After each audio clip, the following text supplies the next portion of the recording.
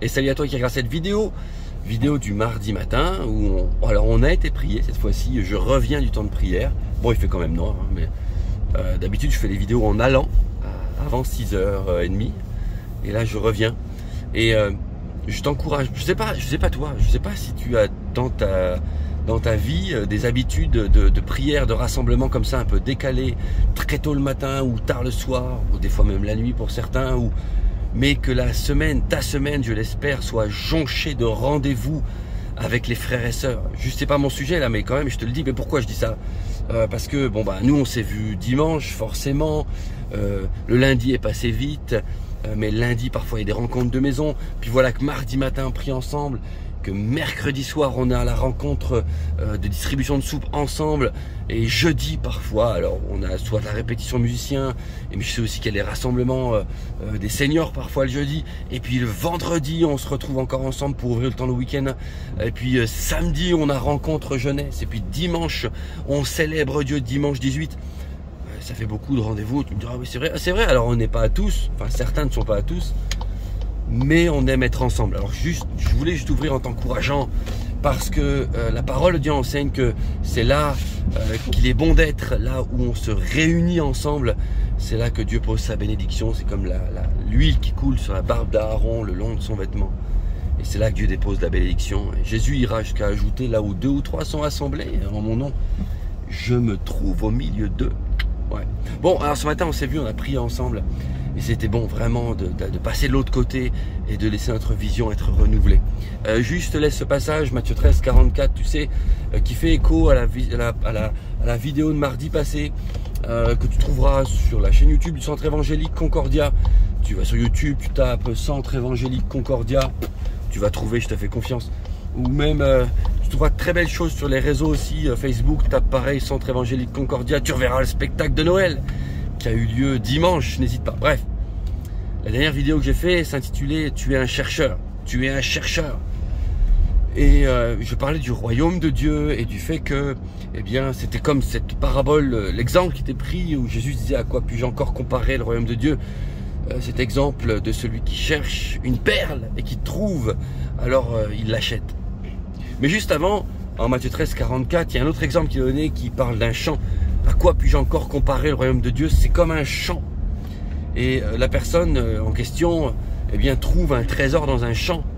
Et qu'est-ce qu'il fait donc? Parce qu'il veut ce trésor, il trouve c'est génial, ce trésor a tellement de valeur qu'il va et il vend tout ce qu'il possède et il achète le champ. Parce que pour acheter le champ, il faut vendre tout ce qu'il possédait. Il a en fait trouvé le trésor qui vaut bien plus que le champ. Et puis il l'a caché à nouveau. Et puis en fait il a acheté le champ. Mais si tu regardes bien dans l'histoire juste après de celui qui cherche les perles, l'histoire que j'ai pris la dernière fois dans la vidéo, mardi passé, c'est la même chose. Le chercheur vend, il laisse tout ce qu'il a pour acheter cette perle de grand prix. Celui qui a trouvé le champ avec le trésor dedans vend tout ce qu'il a pour acheter le champ. Et les paroles de Jésus, quand il parle à l'homme riche qui se trouve déjà parfait, il dit, écoute, j'ai obéi à toute la loi, j'ai déjà fait tout ça, que puis-je faire pour être parfait? En réalité, le mot parfait doit s'entendre comme mature.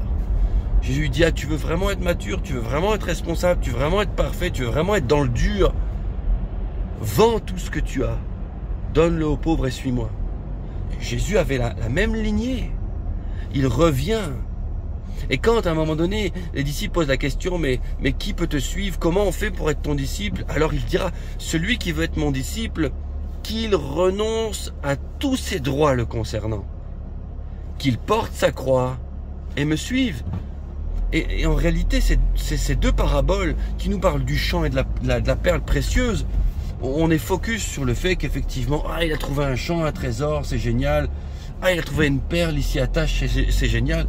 Mais ce qu'on doit comprendre, c'est que ces deux histoires, et même d'autres qu'on retrouve, comme je viens de te le montrer, comme fil conducteur dans la parole de Dieu, c'est le fait que ces deux personnes aient tout abandonné, tout vendu pour s'attacher au royaume de Dieu.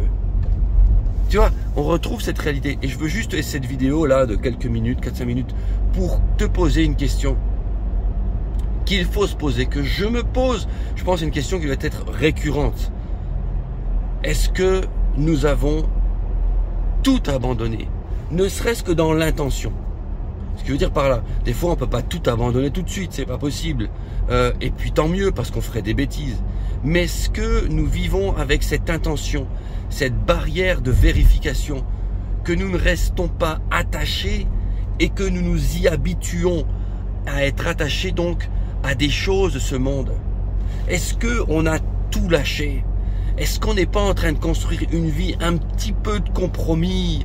Seigneur, je veux te suivre, mais en même temps, je dis pas tout à ceux qui m'entourent. Je veux être avec toi, mais en même temps, je ne vis pas une vie pleinement disciplinée avec toi. Parce que, Seigneur, tu comprends, beaucoup ne comprendraient pas, ça créerait un choc, beaucoup ne... Mais il nous faut être, je te parle à toi, il me faut être dans l'intensité de prêcher la parole de Dieu, de dire la vérité, d'arrêter les sortes de compromis. Oui, je lâche tout pour vivre selon le royaume de Dieu. Et même si je n'ai pas encore réussi à tout lâcher, mon intention est là, de tout laisser. Seigneur, aide-moi à tout abandonner pour te suivre.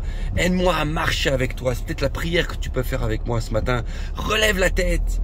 Et tu sais ce qui est extraordinaire avec Dieu, celui qui a trouvé le champ, celui qui cherchait la perle, il n'a pas été jaugé, il n'a pas été jugé au travers de l'état qu'il était.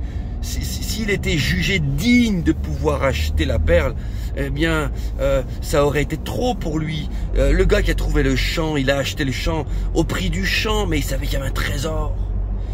Nous, on peut pas accéder au salut, on n'est pas digne. Dieu te dit, viens comme tu es. Viens comme tu es. Oh Seigneur, je suis pas digne du royaume, t'occupe pas de ça. Viens comme tu es. Dieu a des promesses pour toi.